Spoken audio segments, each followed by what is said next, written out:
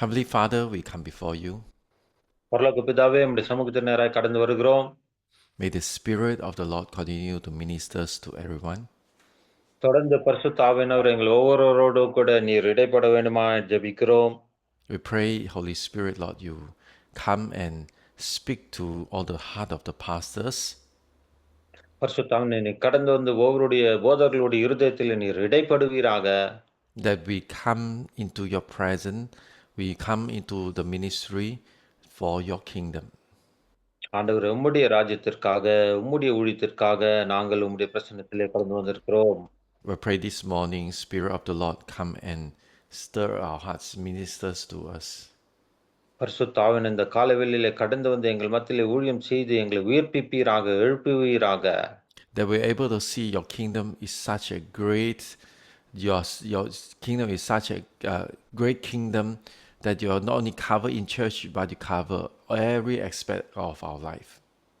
ஆண்டவரே, உம்முடைய ராஜ்யம் மகா பெரிய மேன்மையுள்ள ராஜ்யமா இருக்கிறது. எங்கள் சபையிலே மாத்திரம் உம்முடைய கிரியை நடப்பிக்கப்படாமல் சகல இடத்திலும் உம்முடைய ராஜ்யத்தை நீ ஸ்தாபிக்கிறவராய் இருக்கிறீர். And Lord, you want to change our life, you want to change our society, and you want to change our nation. ஆண்டவரே, எங்களுடைய வாழ்க்கையும் எங்கள் சமுதாயத்தையும் எங்களுடைய தேசங்களையும் நீர் மாற்ற விரும்புகிறீர் ஆண்டவரே. So Lord, we welcome your presence this morning. ஆகவே உம்முடைய பிரசன்னத்தை எங்கள் மத்தியிலே நாங்கள் That வரவேற்கிறோம். put away all this heart that's the hearts that have small faith, the hearts, Lord, enlarge our faith.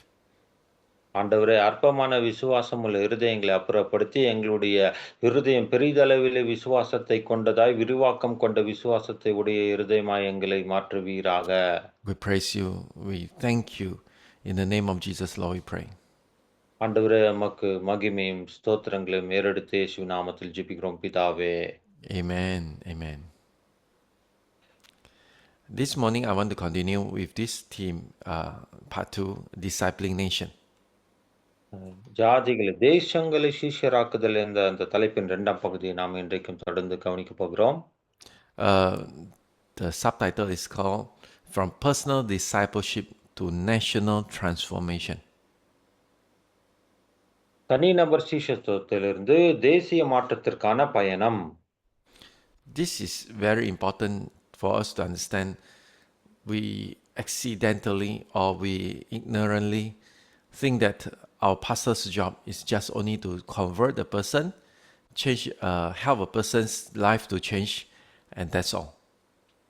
அது தற்செயலாகவோ ஏதோ எதிர்பாராத விதமாகவோ நம்ம தேவனுடைய ஊழியத்திற்கு அழைக்கப்பட்டு ஒரு தனிநபருடைய மனதை மாற்றுவது, தனிநபரை கிறிஸ்துவுக்கு நேராக நடத்துவது என்பது என்ற அளவிலே தான் நாம் புரிதல் உள்ளவர்களாய் காணப்பட்டாலும் கூட, But we have something more than that, and it is not an option, it is a command that everyone to do it. இதை காட்டிலும் ஒரு மேன்மையான காரியமா இருக்குது. இது நாம் தேர்வு செய்வதற்கான காரியமா இல்லாமல் கட்டாயமாக்கப்பட்ட ஒரு விஷயமா இது காணப்படுகிறது. So we are responding to the kingdom call for a great commission. ஆகவே இந்த ராஜ்யத்தின் அழைப்பிற்கான இந்த மாபெரும் கட்டளைக்கு நாம் கீழ்ப்படிந்து நடக்க வேண்டியவர்களாய் காணப்படுகிறோம்.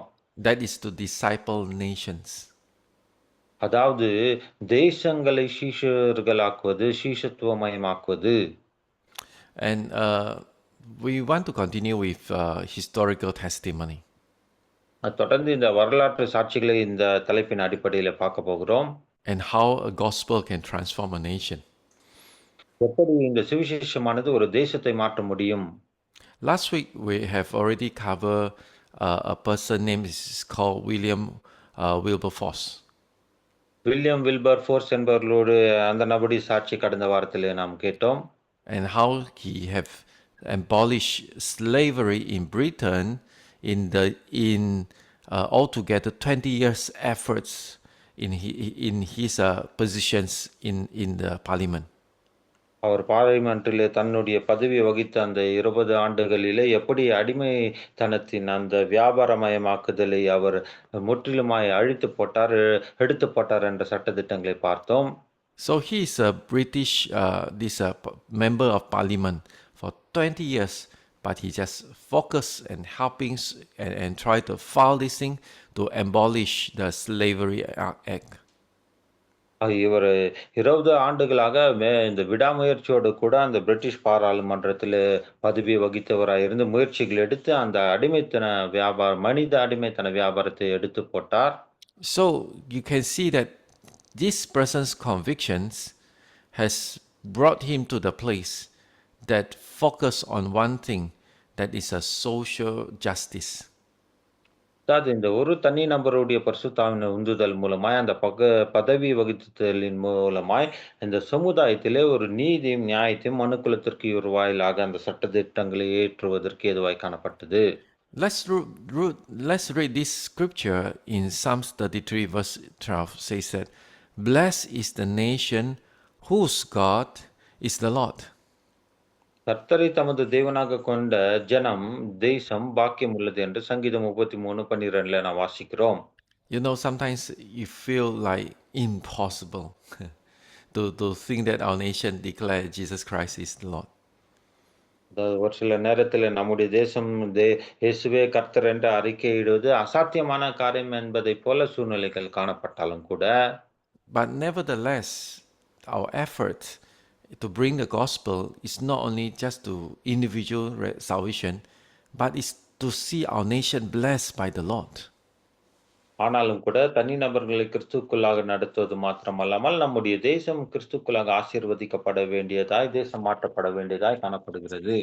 And one of the way we can really see that a nation blessed by the Lord, it is the exaltation of righteousness.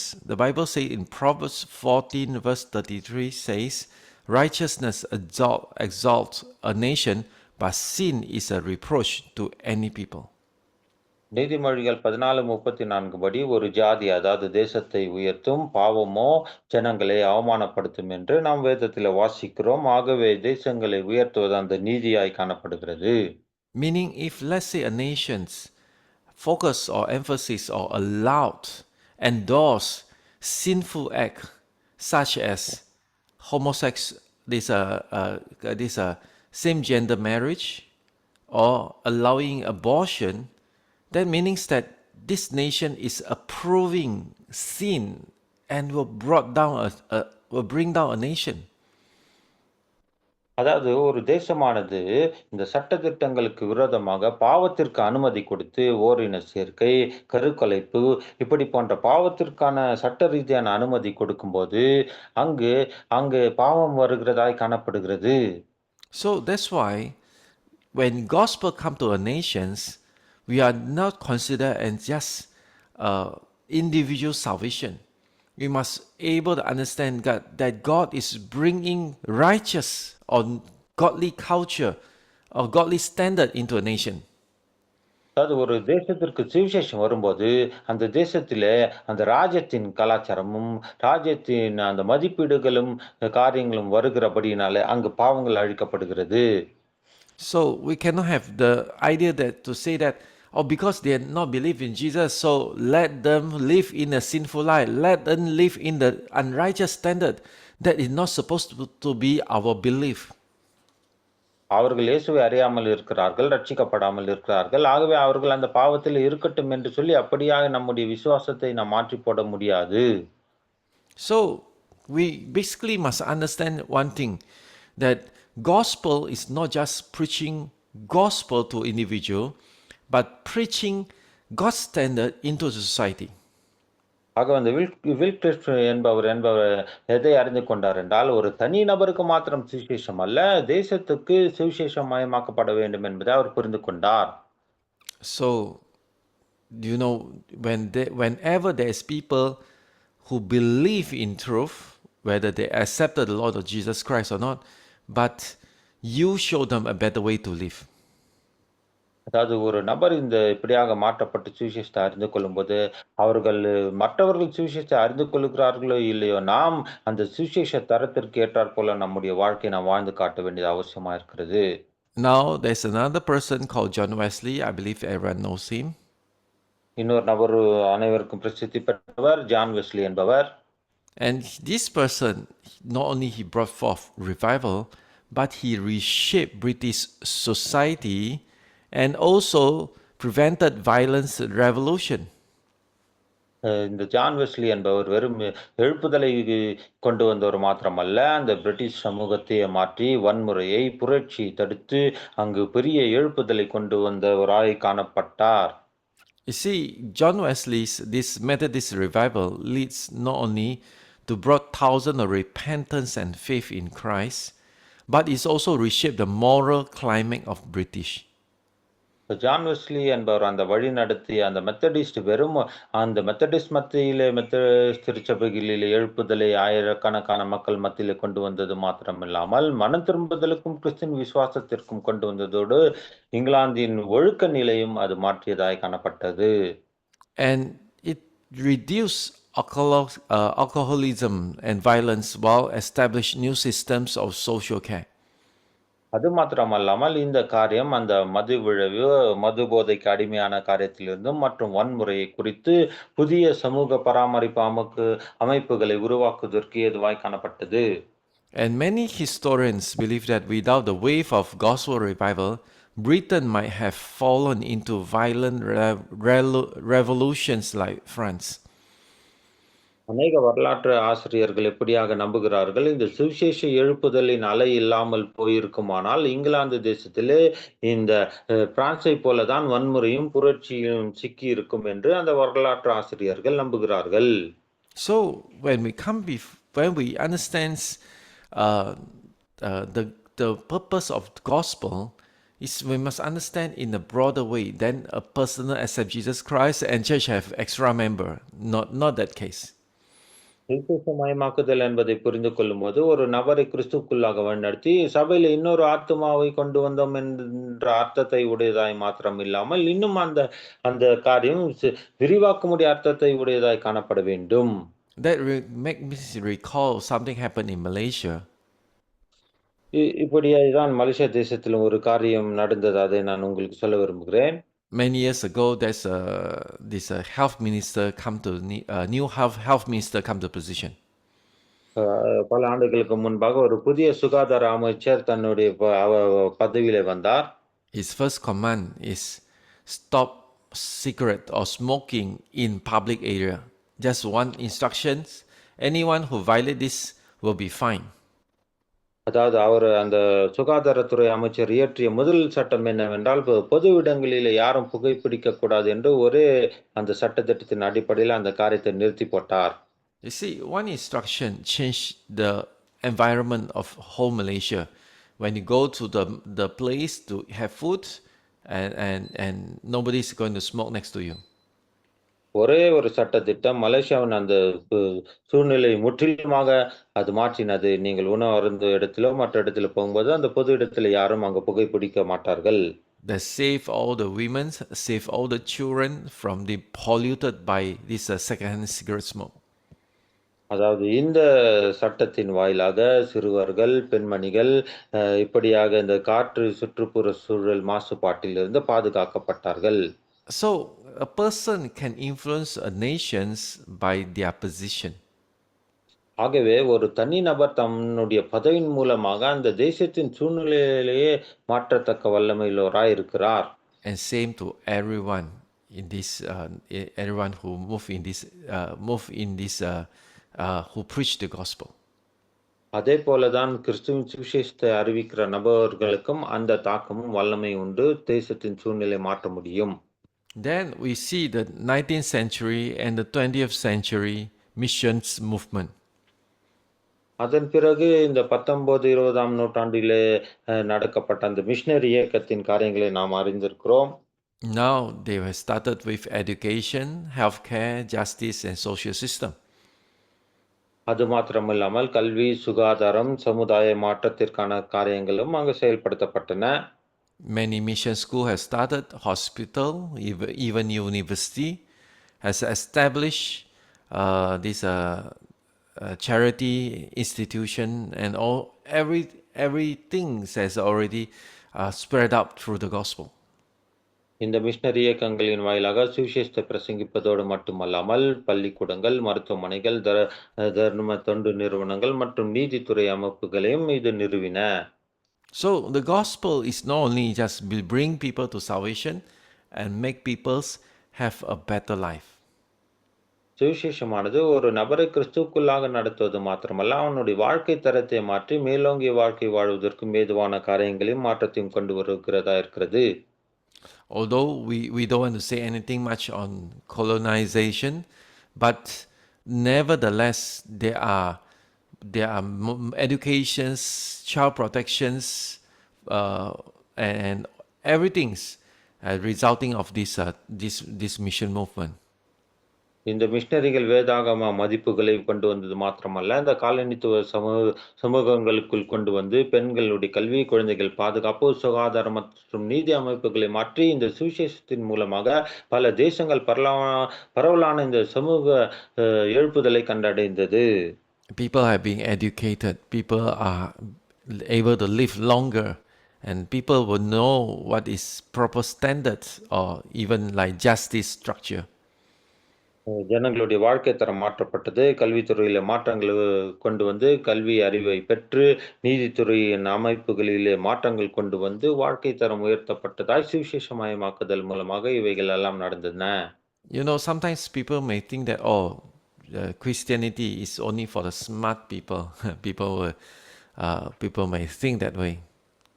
ஒரு சிலர் இப்படியாக நினைக்கலாம், இந்த கிறிஸ்தவ சமயம் என்பது வெறும் அறிவுபூர்வமான ஜனங்களுக்கு தான் சார்ந்ததா இருக்கிறது என்று அப்படியும் நினைக்கிறவர்கள் இருக்கிறார்கள். No, we are not upper class people, but we upper the class for every people. ஆமே, நாம் உயர் மட்டத்தில் இருக்கிற மக்கள் அல்ல, மக்களை உயர் மட்டத்திலே கொண்டு வருகிற நிலைமைக்கு இந்த சுவிசேஷம் செயல்படுகிறது. We bring people from ignorance, from illiterate, from even poverty, go to a better way, better level of a better standard of living. அறியாமையிலிருந்து அவர்கள் மேலோங்கி வாழவும், கல்வித்துறையில மேலோங்கி பெறவும், கல்வி அறிவில்லாதவர்கள் கல்வி அறிவை பெற்று, வாழ்க்கை தரத்திலே உயர்ந்த நிலைமைக்கு போய், வாழ்க்கை தரத்தை சிறந்த நிலைமையில அனுபவித்து வாழுகிறதற்கும் இந்த சுவிசேஷமானது உதவி செய்கிறது. And prayer and actions of the church has repeatedly changed the course of the history of many nations. அநேக தேசங்களிலே இந்த திருச்சபையின் இந்த ஜெபங்கள், செயல்களும் பல முறை இந்த வரலாற்றின் போக்கையே மாற்றியுள்ளதாக நாம் பார்க்க முடியும். You need to believe God that if you are intercessors, even you are prophets, even you are apostle, you don't just pray. After you pray, God will show you the action. And then you will see that you are able to preach the message and to discipling the nations. நீங்கள் ஜெபிக்கிறவர்களாகவோ, தீர்க்கதரிசியாகவோ, அப்போஸ்தலராகவோ இந்த ஊழியத்தை செய்யும்போது உங்களுடைய ஜெபங்கள் வீணாக போகவில்லை. ஏனென்றால் தேவன் இந்த தேசங்களின் சீஷர்களாகி தயாராக இருக்கும் பரிந்துரையாளர்களின் ஜெபத்தை கேட்டு அங்கு காரியங்களை நடப்பிக்கிறவராய் இருக்கிறார். And today God is still sending us not only just to pray, not only just to preach, but God is sending us to disciple nations.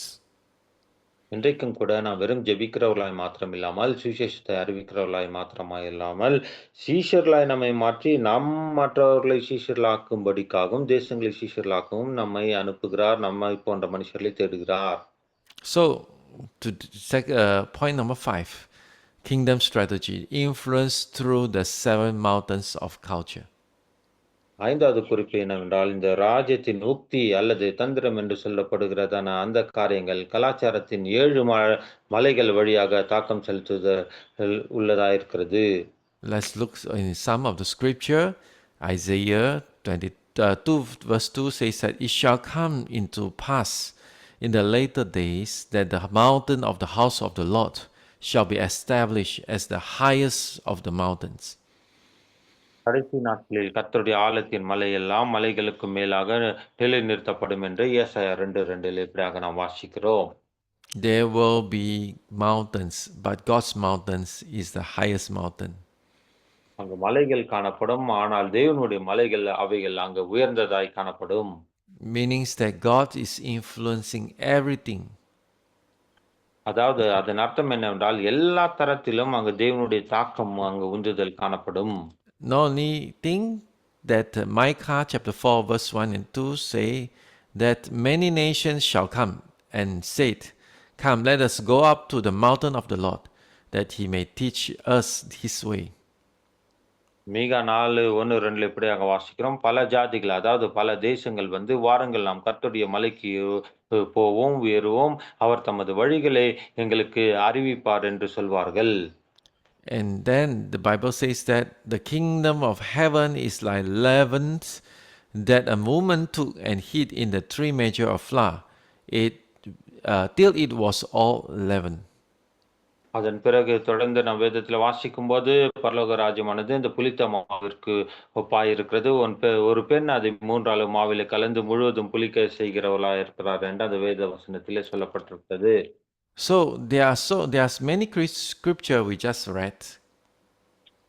அநேக வசனங்களை இப்போது நாம் மேற்கோள் காட்டி வாசித்தோம். You see, Micah says that nation will come to the Mount Zion, will come to the mountain of the Lord. To what? To learn from the Lord. இங்கு தேசங்கள் கர்த்தருடைய மலையாக இந்த சீயோன் பர்வதத்திற்கு வருவார்கள் என்று சொல்லப்பட்டிருக்கிறது. அப்படி என்றால் கர்த்தருடைய காரியங்களை கற்றுக்கொள்ளும்படிக்கு வருவார்கள். You see, many times, pastors, we always pray, God give us favor, give us anointing.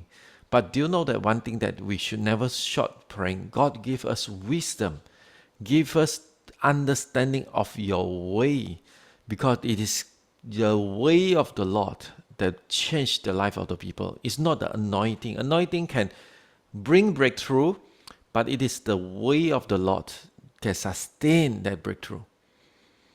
அநேக நேரத்தில் அபிஷேகத்திற்காக, மற்ற வரங்களுக்காக நாம் ஜெபிக்கிறோம். அபிஷேகமானது நுகத்தடிகளை முறித்து போடுகிறதா இருக்கிறது. ஆனால் நம்முடைய ஜெபங்கள் அதைக் காட்டிலும் மேலானதை கேட்கிறவைகளாய் காணப்பட வேண்டும். அது என்னவென்றால், ஆண்டவரே உம்முடைய வழிகளை கற்றுக்கொள்ள உதவியும், உம்முடைய காரியங்களை நாங்கள் அறிந்து கொள்ள எங்களுக்கு உதவியும் என்று தேவனுடைய வழிகளையும், காரியங்களையும் கேட்கிற அப்படிப்பட்ட ஞானத்தை நாம் தேவனிடத்தில் கேட்கிறவர்களாய் நாம் காணப்பட வேண்டும்.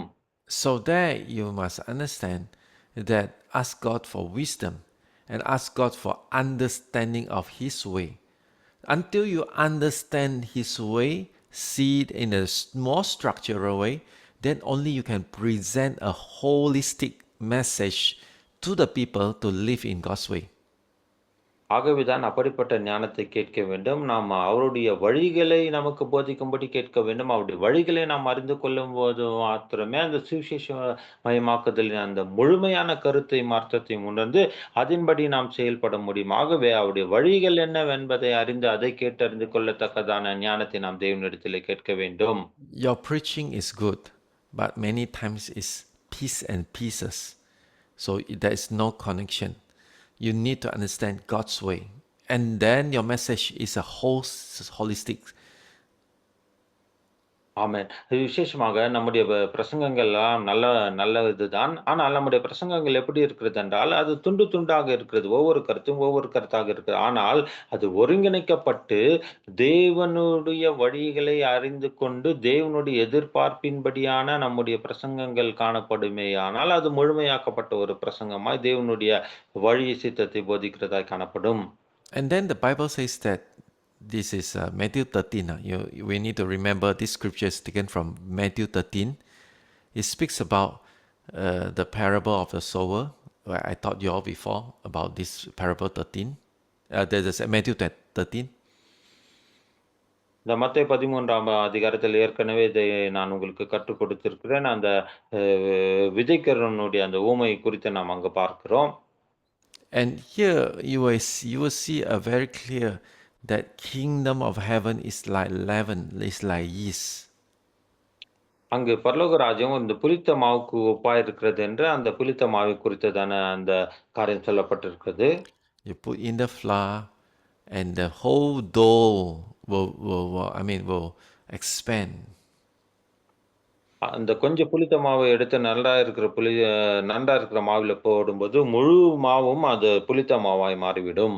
You see, the gospel has a power to change a person's life and can change a whole family and can change a whole society. ஆகவே இந்த சுவிசேஷமானது ஒரு தனி நபரை மாற்றுவது மாத்திரமல்ல, குடும்பத்தை மாற்றுவது மாத்திரமல்ல, முழு சமுதாயத்தையும் இந்த சுவிசேஷமானது மாற்றக்கூடியதாக இருக்கிறது.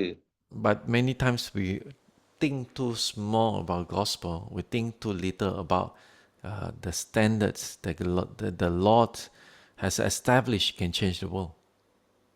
ஆகவே அநேக நேரத்தில் இந்த சுவிசேஷம் என்று சொல்லும்போது, அதை நாம் மட்டுப்படுத்தி அதனுடைய சிறப்பு தன்மை அறிந்து கொள்ளாமல், அது குறைவான தரத்திலே நாம் அதை பார்க்கிறவர்களா இருக்கிறோமே தவிர, அது மாபெரும் விரிவாக்கத்தை உடையதாய், வல்லமையுள்ளதாய் காணப்படுகிறது. There's seven spheres that influence society: family, education, media, government, economy, religion, and art. விசேஷமாக சமுதாயத்தை தாக்கும் 7 துறைகள் இருக்கிறது. அவைகள் என்னவென்றால், குடும்பம், கல்வி, ஊடகம், அரசு, அரசாங்கம், பொருளாதாரம், மதம் மற்றும் கலை. And you see, all these things is around us, influencing us, and we couldn't run away. அதாவது இவைகள் எல்லாம் நம்மை சுற்றி நடக்கிற காரியங்களா இருக்கிறது. இவைகளை விட்டு நாம் வெளியே எங்கும் ஓடிப் போகவே முடியாது. நம்மைச் சுற்றி நடக்கிற விஷயங்கள் இவைகள் அனைத்தும். But nevertheless, they are like mountain. There are some people on top of the mountain make instruction for all these things. எப்படிப்பட்ட காரியங்கள் மலைகளுக்கு ஒப்பிடப்பட்டு சொல்லப்பட்டவைகளா இருக்கின்றன. மலைகளுக்கு மேலே நின்று எப்படி அந்த கட்டளைகளும், பிரமாணங்களையும் சொல்லுகிறோமோ, அதைப்போல இந்த காரியங்கள் சொல்லப்பட வேண்டும். People are having a say to shape these mountains, and they carry a value that is not from the gospel. அநேக நேரத்தில் இப்படிப்பட்ட கருத்துக்களை அவர்கள் மற்றவர்களுக்கு சொல்லும்போது, அந்த சுவிசேஷத்தின் தரத்தின் அடிப்படையிலே சொல்ல வேண்டுமே தவிர, பொதுவான ரீதியிலே சொல்லும்போது அது தாக்கத்தை உண்டாக்காது. The gospel need to be like raising up Joseph, Daniel, Mordecai in the kingdom of this world. இந்த உலகத்தின் ராஜ்யத்திலே பார்க்கும்போது சுவிசேஷமானது தானியேல், மொர்தெகாய், யோசேப்பு போன்ற நபர்களை உருவாக்கத்தக்கதாய் காணப்பட வேண்டும். So we must understand. So the gospel need to influence the seven mountains. ஆகவே இந்த சுவிசேஷமானது சொல்லப்பட்ட இந்த 7 துறைகளிலே காணப்படும் 7 துறையின் அந்த மலைகளிலே தாக்கத்தை உண்டாக்குறதாய் காணப்பட வேண்டும்.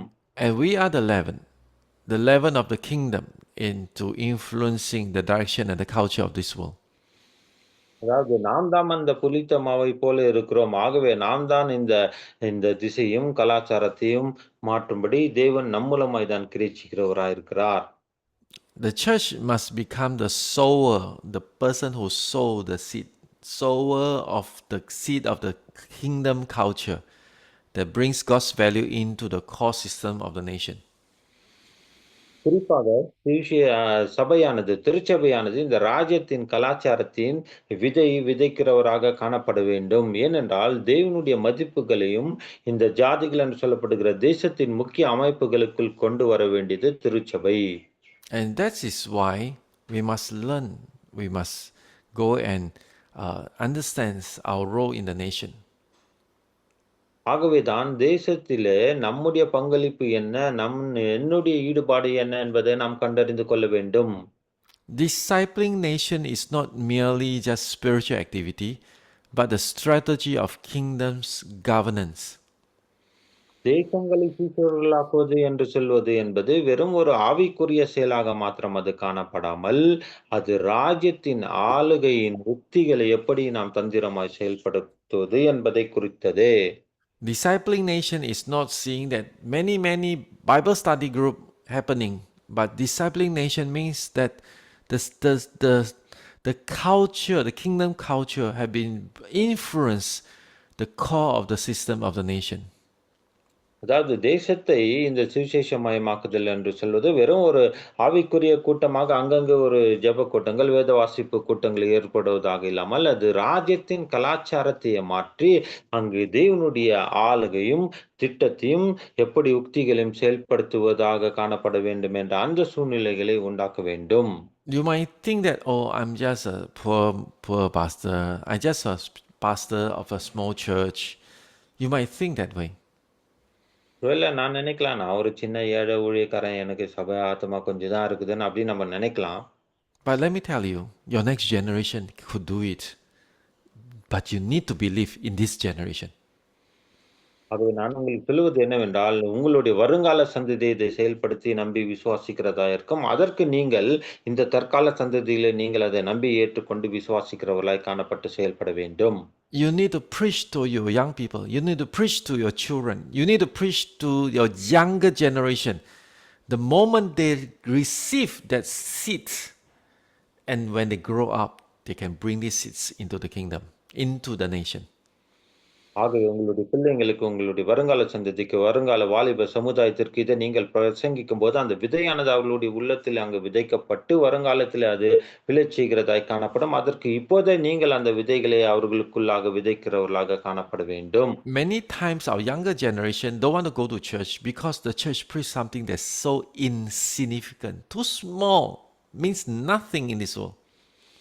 அதாவது அநேக வேளையிலே நம்முடைய இளைய சமுதாயத்தினர் சபைக்கு வருவதில்லை. ஏனென்றால் சபையை அவர்கள் மிகவும் மதிப்பிட்டு குறைவாகவே காணுகிறார்கள். சபையிலே சொல்லப்படுகிற விஷயங்களும் அவர்களுக்கு ஏனோ ஒரு சிறிய அளவிலே காணப்படுகிறதான முக்கியத்துவம் இல்லாத விஷயங்களாய் தான் தெரிகின்றன.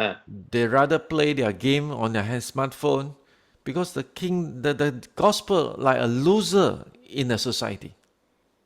அவர்கள் தங்களுடைய ஃபோனிலே விளையாட்டு காரியங்களை, கேம்களை விளையாடிக் கொண்டிருக்கிறார்களே தவிர, இந்த இந்த சபைக்கு சென்றால் அங்கு விசேஷமான காரியம் கிடைக்கிறது என்பதை அறியாமல் இருக்கிறார்கள்.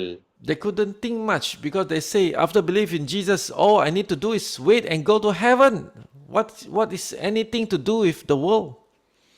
அவர்கள் என்ன நினைக்கிறார்கள், சபைக்கு போனா என்ன சொல்லுவாங்க, நீங்க ரட்சிக்கப்பட்டு பரலோகத்துக்கு போக வேண்டும். அதைதான் சொல்லுவார்களே தவிர, இந்த உலகத்தில நான் என்ன செய்ய வேண்டும், என்ன சாதிக்க வேண்டும், உலகத்தில் எப்படி செய்ய வேண்டும் என்று அப்படிப்பட்ட காரியங்கள் சொல்லப்படுவதில்லை என்றுதான் அவர்கள் நினைக்கிறார்கள். To be a good person, don't fall into sin, wait to go to heaven. This is the message in the church. சபையில சொல்லப்படுகிற செய்தி என்ன? ஒரு நல்ல மனுஷனா இருக்குன்னா, பாவத்துல விழாத, நல்லவனா வாழு, பரலோகத்துக்கு போணும், இயேசுவை ஏற்றுக்கொள்ளு. இதுதான் சபையின் செய்தியா இருக்கிறது. No wonder businessmen feel very difficult to understand why church is needed. ஆகவேதான் இந்த வியாபாரத்தில் இருக்கிறவர்கள் அநேக நேரத்தில் இப்படி நினைப்பார்கள். நான் ஏன் சபைக்கு போக வேண்டும்? அங்க இப்படிப்பட்ட காரியங்கள் இல்லை என்று அப்படி நினைக்கிறார்கள். They don't try to fund a group of people want to go to heaven only. They want to fund a group of people that has a vision to change the nation. அவர்களுக்கு பணம் வேண்டும், சுவிசேஷம் அறிவிக்க வேண்டும் என்று அப்படி ஒரு சிலர் நினைக்கிறார்கள். அது மாத்திரமல்லாமல் தேசத்தை சுவிசேஷமாக்க வேண்டும், சீஷர்களாக்க வேண்டும் என்ற அந்த காரியங்கள் சொல்லப்படுவதில்லை. They don't have other message for the nation except this message. இந்த செய்தியை விட்டு தேசத்திற்கு நாம் கொடுக்க வேண்டிய வேற செய்திகள் நம்மிடத்தில் இல்லை. You have no way to create another message but the message of discipling nation. நாம் வேறொரு செய்தியை கொடுக்க வேண்டுமானால், நமக்கு வேறொரு செய்தி ஒன்று இருக்குமானால், தேசத்தை சீஷராக்குவதே அந்த வேறொரு செய்தியா இருக்கிறது. Discipleship is not an internal church growth course, but is also an outward kingdom influence strategy. தேசத்தை சீஷத்துவமாக்குவது என்பது திருச்சபைக்குள்ளே ஒரு வளர்ச்சியான ஒரு வேத பாட வகுப்போ பயிற்சியோ கொடுப்பது மட்டுமல்லாமல், அது வெளிப்புற தேவனுடைய ராஜ்யத்தின் தாக்கத்திற்கான உத்திகளையும் தந்திரங்களை சொல்லுகிற இடமாய் காணப்பட வேண்டும். And many times it's not come with great numbers. பல நேரத்தில் இப்படிப்பட்ட காரியங்களுக்கு சொல்வதற்கு, கேட்பதற்கு பெருத்த அளவிலே வரமாட்டார்கள் ஜனங்கள். Don't ever think that, oh, if we have members like 1,000 people, we can change a nation. நம்ம நினைக்கலாம் ஒரு பெரிய ஒரு 1000 பேர் இருந்தா தான் நம்ம இந்த தேசத்தை மாற்ற முடியும், தேசத்தை சீஷராக்க முடியும் என்று அப்படி நினைக்கக்கூடாது. Think about leaven. The leaven, even though there's just one leaven, they still can change the whole dough. பாருங்க, அந்த கொஞ்சம் புளித்த மாவு நினைத்து பாருங்கள். அந்த கொஞ்சம் புளித்த மாவு தான் முழு மாவையும் அது புளிப்பாக்குறதாய் மாற்றுகிறதாய் காணப்படுகிறது. When the word of God becomes foundation of national legislation, policy and culture, society will experience spiritual revival. இப்படி நினைத்து பாருங்கள். தேவனுடைய வார்த்தையானது இந்த தேசிய சட்டமாய் மாறும்போது, அங்கு கொள்கை மற்றும் கலாச்சாரத்தின் அடித்தளமாக மாறும்போது, சமுதாயம் ஆவிக்குரிய எழுப்புதலை அனுபவிக்கிறதாய் காணப்படும். So important for us to see nation change. ஆகவே தேசமானது மாற்றப்படுவதை பார்ப்பது நமக்கு ஒரு முக்கியத்துவம் வாய்ந்த ஒரு காரியமாய் காணப்படுகிறது. But how it change? It's not someone sit on the political position. It's not that way. எப்படி இது மாறும்? அரசியல் அதிகாரத்தின் நிமித்தமாக அரசியல் சட்டதிட்டங்கள் மாத்திரம் மூலமாகவா? But it's the God's words, God's standards, God's culture enter into this nation. தேவனுடைய வார்த்தையின் மூலமாகவும், தேவனுடைய அந்த கலாச்சாரத்தின் வாயிலாகவும், தேவனுடைய அந்த வார்த்தையின் தரத்தின் மூலமாக தான் இந்த மாற்றங்கள் உண்டாக முடியும். The kingdom of God is meant to permeate every spheres of society. தேவனுடைய ராஜ்யமானது சமுதாயத்தின் ஒவ்வொரு துறையிலும் ஊடுருவி செல்ல வேண்டியது அவசியம்.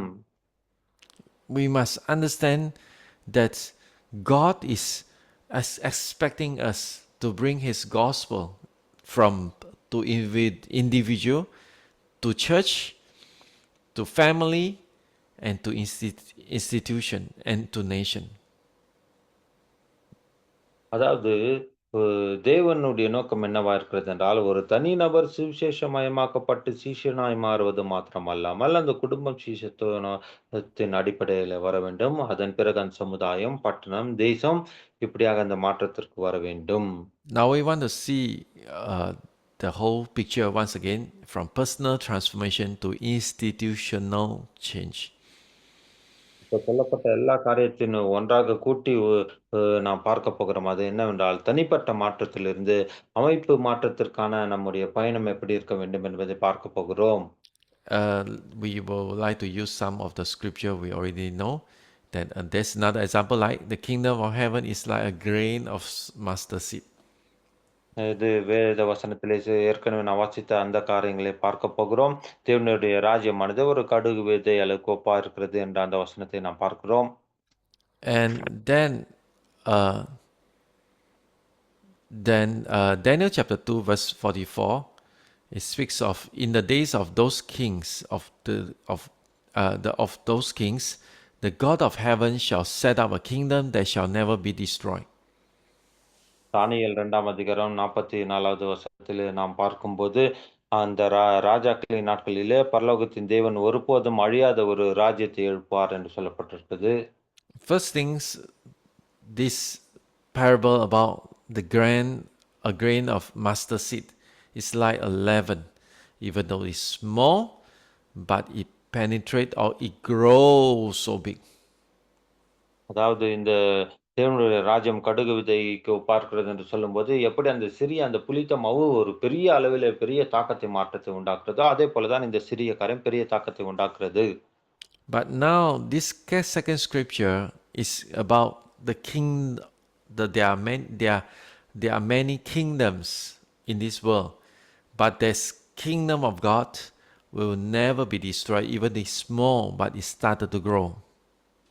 அதாவது இந்த உலகத்தில் அநேக ராஜ்யங்கள் இருந்தாலும், இங்கு தேவனுடைய இந்த ராஜ்யமானது ஒருபோதும் அழிக்கப்பட முடியாது. அது சிறிதாய் காணப்பட்டாலும், அழியாத ஒரு பெரிய ராஜ்யமாய் தேவனுடைய ராஜ்யம் எழும்பும். And then Revelation says the kingdom of the world has become the kingdom of our Lord and His Christ. அடுத்ததாக நாம் வேதத்துல வாசிக்கிறோம். அங்கு உலகத்தின் ராஜ்யங்கள் நம்முடைய கர்த்தருக்கும் அவருடைய கிறிஸ்துவுக்கும் உரிய ராஜ்யங்களாய் மாறுகிறதாக இருக்கிறது. We might think that, oh, for Christ to have His kingdom, we need to destroy another kingdom. கிறிஸ்துவின் ராஜ்யம் வர வேண்டுமானால் நாம் மற்ற ராஜ்யத்தை அழிக்க வேண்டும் என்று நாம் அப்படி நினைக்கிறோம். No, the Bible is the kingdom is like leaven. The kingdom is like mustard seed. The kingdom is not indestructible. அதாவது அந்த தேவனுடைய ராஜ்யமானது கடுகு விதைக்கு ஒப்பா இருக்கிறது, புளித்த மாவுக்கு ஒப்பா இருக்கிறது. அந்த தேவனுடைய ராஜ்யமானது மற்ற காரியங்களை அழிப்பதற்காக இல்லாமல் it permeates, he like leaven or like salted the whole kingdom of human being and become the kingdom of Christ. எப்படி இந்த புளித்த முழு மாவையும் புளிப்பாக்குறதோ, உப்பு எப்படி அந்த சாரத்தை உண்டாக்குறதோ, அதே போல உலகம் அனைத்திற்கும் இந்த காரியமானது கிறிஸ்துக்குரிய ராஜ்யங்களாய் அது மாற்றுகிறதா இருக்கிறது. Personal discipleship, which the church very familiar, is to helping people to know God's truth and experience transformed lives. இந்த தனிநபர் சீஷத்துவம் என்பது நமக்கு மிகவும் பிரசித்தி பெற்ற அனைவரும் அறிந்த விஷயமா இருக்கிறது. ஆனால் மக்களை தேவனுடைய சத்தியத்திற்கு அறிந்து மாற்றப்பட வாழ்க்கையை அனுபவிக்க உதவுதல். Then the community discipleship means building church culture as witness to society. அடுத்ததான் நாம் பார்த்தோம் இந்த சமூக சீஷத்துவம் என்பது சபையானது திருச்சபை கலாச்சாரத்தை சமுதாயத்திற்கு சாட்சியாக உருவாக்குதல். We cannot change community or discipling community unless the church carry a culture that can become witness to the society. விசேஷமாக இந்த சமுதாய சீர்திருத்தம் என்று சொல்லும்போது, அது எப்படி மாற்றத்தை உருவாக்குமானால், திருச்சபை கலாச்சாரத்தை சமுதாயத்தில் கொண்டு வந்தால் மாத்திரமே அது அங்கு மாற்றத்தை கொண்டு வரும். You know, sometimes we don't dare to preach that we want to be a witness, we want to bless our community, bless our people, because we don't have money. நம்முடைய சமுதாயத்திலோ, கலாச்சாரத்திலோ மாற்றத்தை கொண்டு வர வேண்டும், சாட்சியா கொண்டு வர வேண்டும். பகிரங்கமாக நம்மால் பிரசங்கிக்க முடிவதில்லை. நாம் என்ன நினைக்கிறோம், அதற்கு நம்மிடத்திலே பணம் இல்லையே, எப்படி சாட்சியாக இதை சொல்ல முடியும் என்று அப்படிதான் நாம் யோசிக்கிறோம். In reverse, you need to preach, only the fund will come in. Pardon, Pastor? In reverse, actually, you should preach, then only the fund will come in. அதாவது அதற்கு எதிர்மறையாக நாம் பிரசங்கிக்க என்னவென்றால், நாம் பிரசங்கித்தால் தான் அந்த பணமும், மற்ற பண காரியங்கள் வருமே தவிர, பிரசங்கிக்காவிட்டால் அது வராது. I tell you a secret. There are many businessmen didn't want to give to church because church has no vision, or vision is too small, or the vision is just a religious vision. அநேக இந்த வியாபாரத்தில் இருக்கிறவர்கள் சபைக்கு கொடுப்பதில்லை. இது ஒரு ரகசியத்தை நான் உங்களுக்கு சொல்கிறேன். ஏனென்றால் சபையில பெருத்த அளவில தரிசனம் இல்லை. சபையில அந்த பெருத்த அளவில தேவனுடைய காரியங்கள் இல்லை. ஆகவே அவர்கள் சபைக்கு கொடுக்கக்கூடாது என்று வியாபாரிகள் அப்படி நினைக்கிறார்கள், பணத்தை உடையவர்கள். And another thing I want to say, some church they preach about the great vision, but they use the vision to raise fund for their own personal use. That is another mistake, big mistake. இன்னொரு காரியம் என்னவென்றால், சபையில தரிசனம் இருக்கும். அந்த தரிசனத்தை குறித்து பிரசங்கிப்பார்கள். அந்த தரிசனத்திலே வருகிற அந்த வருவாய் பொருளாதாரத்தை, பணத்தை அவர்கள் தங்களுடைய சொந்தத்திற்காக செலவழிக்கிறவர்களா இருக்கிறார்கள். இது ஒரு காரியமா இருக்கிறது. You want what you want to do, you say what you want to do, and you make sure that you do what you say you want to do. அதாவது நீங்கள் சொல்லுகிறதையே நீங்கள் செய்ய வேண்டும். நீங்கள் எதை செய்யப் போகிறீர்களோ, அதை தான் நீங்கள் சொல்லுகிறவர்களாய், பிரசங்கிக்கிறவர்களாய் காணப்பட வேண்டும். Then people will give because people believe that you are truly what you say. அப்போது ஜனங்கள் அப்போதுதான் நம்புவார்கள். ஏனென்றால் நீங்கள் சொல்லுகிறதை செய்கிறவர்களா இருக்கிறபடினாலே உங்களுடைய வார்த்தை நம்பி அவர்கள் கொடுப்பார்கள். Second thing is a social influence. Believers entering public spheres and bring biblical value. அடுத்த குறிப்பு என்னவென்றால், சமுதாயத்திலே ஒரு தாக்கத்தை உண்டாக்குறது. அது என்னவென்றால், விசுவாசிகள் பொதுத்துறைக்குள் நுழைந்து வேதாகம மதிப்புகளை கொண்டு வருவது. For example, that we give away a lot of face masks during COVID time. We give this the I forgot the name. What do you say? The life pack or pack of I forgot the name you all use already. I don't know whether it's a kit or whatever.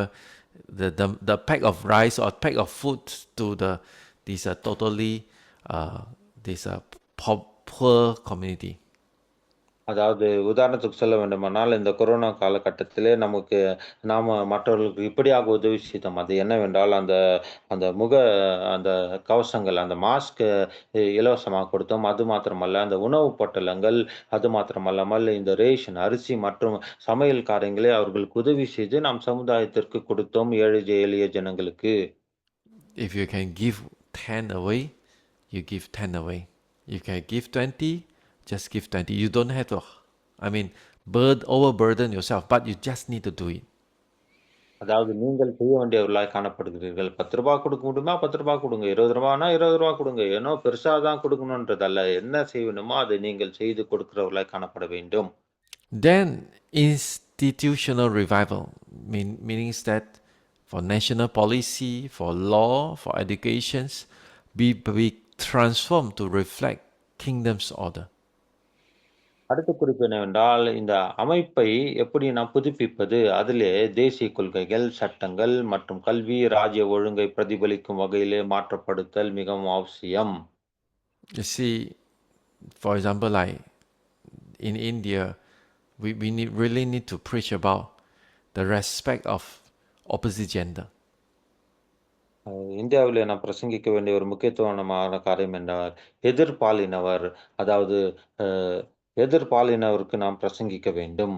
The respect towards the poor, the people are more less fortunate than us. அதாவது மன்னிக்கவும், அதாவது எதிர்ப்பாலினருக்கு நாம் கொடுக்க வேண்டிய மரியாதை, கனத்தை கொடுக்க வேண்டும் என்ற அந்த காரியத்தை குறித்ததான பிரசங்கம். You see, all these things can happen where? In the school, in kindergarten. இதெல்லாம் எப்போது நடக்கும் என்றால், ஆரம்ப கல்வி கட்டத்திலே தான் அவர்கள் சிறு பிள்ளைகளாக இருக்க வேண்டும்போது இதெல்லாம் கற்றுக்கொள்ள வேண்டும். We must create a God fearing culture. அதாவது தேவனுக்கு பயப்படுதலை உண்டாக்குற அந்த கலாச்சாரத்தை ஆரம்ப காலகட்டத்திலே நாம் உருவாக்க வேண்டும். You know, there are many violence that happens, especially from men towards women. This because they are not honoring, they are disrespectful for people who are weaker than them. எ அநேக வன்முறைகள் செயல்களை பார்க்கிறோம். பெண்களுக்கு விரோதமான வன்முறைகளும் எழுப்புது. இ அ தீங்குகளும் ஏற்படுத்துகிறது. அது என்னவென்றால், எதிர்ப்பாலினவர்களுக்கு விசேஷமான பெண்களுக்கு கொடுக்க வேண்டிய மரியாதை அவர்களுக்கு கொடுக்கப்பட வேண்டியதில்லை. எப்படி அவர்களை நடத்த வேண்டும் என்று அறியாமல் இருக்கிறபடியினாலே, இந்த துன்மார்க்கத்தனங்கள் செயல்படுத்தப்படுகின்றன. Do you know punishment, jail, all these things cannot change a human heart? ஒரு மனுஷ இருதயத்தை மாற்றுவது ஒரு தண்டனையோ, அந்த அவனுக்கு கொடுக்கப்படும் அந்த அ ஜெயில் அவகாசங்களோ அல்ல. Only renewal of mind, only the change of the culture and the value system can preserve a long lasting this what they call changes. ஆமென். அதாவது விசேஷமாய் அவனுடைய அந்த மனம் புதிதாக்கப்பட வேண்டும். அந்த கலாச்சாரத்தின் மதிப்பீடுகள், இது கலாச்சாரத்தின் அந்த காரியங்கள் தான் மாற்றப்படும்போது தான் அவனுடைய வாழ்க்கை மாற்றப்படும். When you go to the less privileged groups like gypsy, slum area, those people are cursed group. What is needed? What are the word of God they need besides just go to heaven? What are those things you have to pray? நீங்கள் போய் பிரசங்கிக்கிறத அந்த குருவிக்கார ஜனங்களோ, gypsy ஜனங்களோ, கீழ்த்தரப்பட்ட ஜனங்களோ, ஜோப்படியிலோ, சேரி பகுதியிலோ, குடிசை வாழ் மக்களோ அவர்களுக்கு பிரசங்கிப்பது நீங்கள் வெறும் பரலோகத்திற்கு போவீர்கள் என்று சொல்வது மாத்திரமல்லாமல், அவர்களுடைய வாழ்க்கை தரத்தை மாற்றக்கூடிய பிரசங்கங்கள் காணப்பட வேண்டும். அவர்களுக்கு On- என்ன தேவையோ அந்த பிரசங்கம். Only the preacher have a revival in their heart by the word of God towards the people, then there's no way we can offer anything to them. அதாவது வெறும் இந்த எழுப்புதலை குறித்து இருதயத்தை உடைய சுவிசேஷர்களாய் போய் அவர்களுக்கு சொன்னால், வேற மற்ற காரியங்களை அவர்களுக்கு நாம் சொல்லிக் கொடுக்க முடியாது. வேற தாக்கத்தை, மாற்றத்தை அவர்கள் வாழ்க்கையிலே நாம் கொண்டு வர முடியாது. The goal of discipleship is transformation of system so that every spheres of society reflect the goal and glory of the kingdom of God. சீஷத்துவத்தின் இலக்கு வெறும் அமைப்புகளின் மாற்றமாகும். இதன் மூலம் சமுதாயத்தின் ஒவ்வொரு துறையும் தேவனுடைய ராஜ்யத்தின் மதிப்புகளையும், மகிமையும் பிரதிபலிக்கும். So, discipling nations is your job. No one else can do it for you. தேசத்தை சுவிசேஷமயமாக்குவது உங்களுடைய வேலை. அதை உங்களுக்காக வேறொருவர் செய்ய முடியாது. Don't ever think that your church is too small. You must think about your church will rise up a great man after your preaching. ஆமென். அதாவது என்னுடைய சபை சின்ன சபை என்று நினைக்காதீர்கள். உங்களுடைய பிரசங்கத்தின் வாயிலாக உங்களுடைய சபை பெருத்த அளவிலே வளரும், எழும்பும். இதன் மூலம் பெரிய தாக்கம் உண்டாகும். The victims of this what do you call that? The unfortunate circumstances, they could understand your words better than others. மற்றவர்களை காட்டிலும் விசேஷமாக இந்த பாதிப்புக்குள்ளாக்கப்பட்டவர்கள், இந்த வாழ்க்கை தளத்திலிருந்து மேலோங்க முடியாது என்ற சூழ்நிலையில் இருக்கிறவர்களுக்கு உங்களுடைய பிரசங்கம் மிகவும் பிரயோஜனம் உள்ளதாகவும், அர்த்தத்தை கொண்டு வருகிறதாயும் காணப்படும் மற்றவர்களை காட்டிலும்.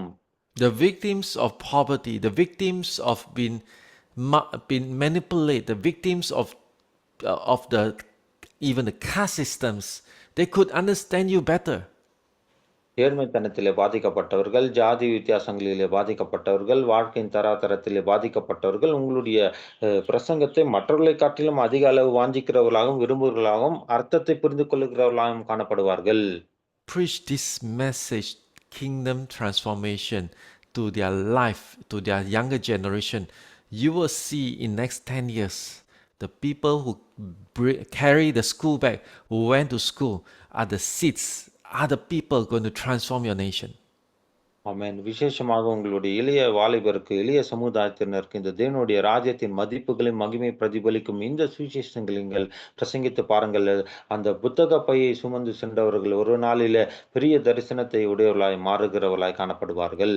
I thank God, for example, like, Pastor Das, okay, the nephew of Pastor Vincent. Yeah. And I thank God for them. They have this influence in society. Even though he's do some business like video business, but he has an influence towards better groups of people. அதாவது pastor Das அவர்களுக்காக நான் நன்றி செலுத்துகிறேன். அவரு ஒரு அந்த video துறையில அவருடைய வேலை இந்த உலக பிரகாரமாய் காணப்பட்டாலும், இந்த சமுதாயத்திலே அவர் ஒரு தாக்கத்தை கொண்டு வருகிறவராய் இருக்கிறார். இந்த தாஸ் என்ற தேவனுடைய தாசர் ஐயா வின்சென்ட் அவர்களுடைய அந்த உறவினர். You see, you doesn't need a group of people who got 100 members, No, you just need to preach the word of God. You need to preach the right message of God to make them understand that we are called for transforming society. அது ஒரு 100 பேர் இருந்தா தான் அத செய்ய முடியும் அப்படின்னு நினைக்காதீங்க. உங்களுக்கு இருக்கிற ஆத்துமாக்களுக்கு இதை பிரசங்கியுங்கள். சரியான வார்த்தை, சரியான பிரசங்கம், சரியான ஜனங்களுக்கு போகும்போது, அது அங்க மாற்றத்தை கொண்டு வந்து, தாக்கத்தை கொண்டு வருகிறதாய் காணப்படும். And this will make your kingdom come as a historical reality. இதுவே உம்முடைய ராஜ்யம் வருவதாக என்று சொல்வதற்கு ஏற்ப இந்த வரலாற்று நிஜமாக மாற்றத்தை கொண்டு வரும். Number 7, kingdoms, intercessions, and governance. Now we come to the prayer parts as this kingdom strategy. இந்த 7வது குறிப்பாக இந்த ராஜ்யத்தின் பரிந்துரையாளர்கள், அதாவது ஜெபிக்கிறவர்கள், மன்றாடி ஜெபிக்கிறவர்கள், ராஜ்யத்தின் பரிந்துரை ஆளுகையும், ராஜ்ய அந்த உக்திகளை பயன்படுத்துகிறதான ஒரு பகுதியாக ஜெபத்தை குறித்து நாம் பார்க்க போகிறோம் இப்போது. We need to pray, but we need to have action. நாம் ஜெபிக்கிறவர்களாய் காணப்பட வேண்டும். அதே நேரத்திலே நாம் செயல்படுகிறவர்களாகவும் காணப்பட வேண்டும். And the issue is, if when you have more actions, you need to pray more. அதிகமான செயல்பாடுகள் காணப்பட வேண்டுமானால் நீங்கள் அதிகமாக ஜெபிக்கிறவர்களாய் காணப்பட வேண்டும். So Psalms 2:8 says that, ask of me, and I will make nations your heritage. சங்கீதம் 2:8 வாசிக்கிறோம், நீங்கள் என்னிடத்தில் கேளுங்கள், அப்போது ஜாதிகளை, தேசங்களை உங்களுக்கு சுதந்திரமாக தருவேன். Even Psalms 2 says, Old Testament say, you ask of me, and I'll make nations your heritage. அதாவது பழைய ஏற்பாட்டில கூட இப்படியாக நான் வாசிக்கிறோம், நீ என்னிடத்தில் கேள், நான் ஜாதிகளை உனக்கு சுதந்திரமாக, அதாவது தேசத்தை உனக்கு சுதந்திரமாக தருவேன் என்று சொல்லப்பட்டிருக்கிறது. You see, Israel in the past, okay, after they have received the Canaan land, the promised land, and they are seldom invading other nations. அதாவது இஸ்ரவேல் ஜனங்கள் இந்த கானான் தேசத்தை சுதந்திரமாக பெற்றபோது, அதன் பிறகு அவர்கள் மற்ற தேசத்தாலே, ராஜ்யத்தாலே அவர்கள் படையெடுக்கப்பட்டு ஆக்கிரமித்துக் கொள்ளப்பட்டார்கள். Unless they are what they call, how should I say that? Unless they are enemies of them, they put them into, they win over them. Otherwise, they make peace with the surrounding nation. அதாவது அவர்கள் மற்ற தேசத்தினர் வந்து அவர்களை எதிராளிகளாக மாற்றினார்கள். இல்லாவிட்டால் மற்ற தேசத்தோடு கூட அவர்கள் சமாதானத்தோடு இருக்கும்போது இந்த காரியங்கள் இப்படியாக அவர்கள் வந்து இவர்களை தாக்காமல் இருந்தார்கள். But even with this kind of you need to understand that God given this plot of land for the son of Jacob, and God given this plot of land for the son of Lot, son of Esau. So you must understand, they already have their own land. They don't need to take any land from other descendants. யாக்கோபின் புத்திரருக்கும், லோத்தின் புத்திரருக்கும், மற்ற இப்படியான புத்திரருக்கும் அவர்களுக்கான அந்த இடங்கள், பூமிகள் கொடுக்கப்பட்டது. மற்றவர்களுடைய இடங்களை ஆக்கிரமித்துக் கொள்வது அவர்களுக்கு அத்தியாவசியமாய் காணப்பட்டது. தேவையான விஷயமா இல்லை. ஆனாலும் கூட, So even with this kind of context, the Lord still put in the verse says that you ask for me, I will give nations to you. இப்படிப்பட்ட சூழ்நிலையிலும் கூட அவர்கள் பூமிகள், இடங்கள் இருந்தாலும் கூட தேவன் அவர்களை பார்த்து சொல்லுகிறார், "என்னைக் கேளும் அப்போது ஜாதிகளை உங்களுக்கு சுதந்திரமா கொடுப்பேன்." And this is one of the messianic promises that the Lord God of Abba Father, has given the whole world to His Son Jesus Christ. இது மேசியா தீர்க்க தரிசனத்துக்கு ஒப்பிடப்பட்ட ஒரு வசனமாய் காணப்படுகிறது. ஏனென்றால், தம்முடைய குமாரனாகிய இயேசு கிறிஸ்துக்கு இந்த பூமி அனைத்தையும் அவர் ராஜ்யத்தை அவர் சொந்தமாக கொடுத்திருக்கிறார் என்பதாக. And the scripture says, "Your kingdom come and your will be done on earth as it is in heaven." இந்த ராஜ்யம் வருவதாக உம்முடைய சித்தம் பரலோகத்திலே செய்யப்படுவது போல பூமியிலும் செய்யப்படுவதாக. And as you can see that this is how the Lord seeing us to do the great commissions with the needs or with the requirement of we need to go into intercession. ஆகவே இந்த மாபெரும் கட்டளைக்குள்ள நாம தேவனுடைய ராஜ்யத்தை சுதந்தரித்துக் கொண்டு அதை செய்யும்படிக்கு அந்த பரிந்து பேசி மன்றாடி ஜெபிக்கிற ஜெபத்துக்குள்ளா கடந்து போக வேண்டும். Intercession is not just spiritual warfare, but it's also a declaration of God's kingdom's governance. ஆமென். அதாவது பரிந்துரை ஜெபம், மன்றாடி ஜெபிக்கிற ஜெபம் என்பது வெறும் ஒரு ஆவிக்குரிய போராட்ட ஜெபமாக அது காணப்படாமல், அது ராஜ்யத்தின் ஆளுகை அறிவிப்பதற்கு ஏதுவாய் காணப்படுகிற ஜெபமாய் இருக்க வேண்டும். We like to pray, we like to warfare, bind, loose, all sort of things, but at the same time, it is also a declaration. அதாவது நம்முடைய ஜெபத்திலே கட்டுகிறோம், கட்டவிழ்க்கிறோம், இப்படியாப்பட்ட காரியங்களை செய்கிறோம், அதிகாரங்களை கொண்டு வருகிறோம். அது மாத்திரம் இல்லாமல், அது தேவனுடைய ராஜ்யத்தின் ஆளுகை கொண்டு வருகிறதற்கான அந்த குறிப்புக்குள்ள ஜெபமாய் காணப்பட வேண்டும். So in prayer, we align ourselves with heavenly laws and proclaim kingdoms over upon this earth. ஆகவே ஜெபத்தில் நாம் பரலோகத்தின் கொள்கைகளோடு ஒத்திசைந்து பூமியின் மேலே ராஜ்ய ஒழுங்கை மறைக்கிறவர்களாய் காணப்படுகிறோம். So when prayer and actions are joined together, the destiny of nation is unlocked. Is you're going to see something is going to happen. ஆகவே ஜெபமும் செயலும் ஒன்றாக அங்கு இணையும் போது, அங்கு தேசங்களின் அந்த விதிவசமானது, அந்த தலையெழுத்து என்று சொல்லப்படுகிற அந்த விதி திறக்கப்பட்டு மாற்றத்தை கொண்டு வருகிறதாய் காணப்படுகிறது. And the last one, I want to say that prayer is not just preparation for battle. Prayer is battle itself. This is we say many times. இதை நான் பலமுறை உங்களுக்கு சொல்லியிருக்கிறேன், மறுபடியும் சொல்லுகிறேன். ஜெபம் போருக்கான தயாரிப்போ, ஆயத்தமோ அல்ல. ஜெபமே அது போராக காணப்படுகிறது. So finally, let's do some summary. The Great Commissions call us not only to preach the gospel, but also to disciple nations. அதாவது இந்த ஒட்டுமொத்த இந்த செய்தி, இந்த வகுப்பின் அந்த சுருக்கம் என்னவென்றால், இந்த மாபெரும் கட்டளையானது நம்மை சுவிசேஷம் அறிவிப்பதற்காக மட்டுமல்லாமல், ஜாதிகளை, தேசங்களை சீஷராக்குவதற்கும் நாம் அழைக்கப்பட்டிருக்கிறோம். And the fruit of discipleship extend from individuals to institutions, causing nations to live under the order of God's kingdom. இந்த சுவிசேஷத்தின் பலன் என்னவென்றால், தனி நபர்களிலிருந்து அமைப்புகளுக்கு அது செல்கிறது. அது மாத்திரம் அல்லாமல், தேசங்கள் தேவனுடைய ராஜ்ய ஒழுங்கின் கீழ் வரும்படிக்கு இது செய்கிறது. The last one, when the church enter into social structure and uphold nations through prayer, the kingdom of God will come.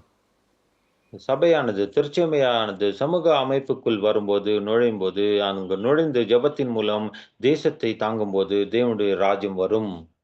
Amen. Let us pray. நாம் ஜெபிக்கலாம். Heavenly Father, give thanks to you for your words. I know, Lord, this is something that's harder to understand or to really grasp, but I pray you open our eyes, know what we need to do now. Lord, we thank you. Lord, ஆண்டவரே, இந்த வார்த்தைகளுக்காக நன்றி சொல்கிறோம். இது கிரகித்துக் கொள்ளவும், புரிந்து கொள்ளவும் ஒருவேளை கடினமாக காணப்பட்டாலும் கூட, இது நீர் எங்களுக்காக கொடுத்த உம்முடைய வார்த்தையாய் காணப்படுகிறது. let us not, limit ourselves by the numbers of our member, by the limits of fun. But Lord, I pray, unlock our faith to believe, Lord, you'll do it according to your way. ஆண்டவரே, எங்களுடைய ஆத்துமாக்களின் அடிப்படையிலோ, எங்க கையில இருக்கிற பணத்தின் அடிப்படையிலோ இல்லாமல், ஆண்டவரே எங்களுடைய விசுவாசத்தை நீர் கட்டவிழ்ப்பீராக. எங்களுடைய காரியங்களை நீர் பெரிதுபடுத்துவீராக. We give thanks to you in the name of Jesus, Lord, we pray. உமக்கு நன்றிகளை ஏறெடுக்கிறோம். இயேசுவின் நாமத்தில் ஜெபிக்கிறோம் பிதாவே. Amen. Amen.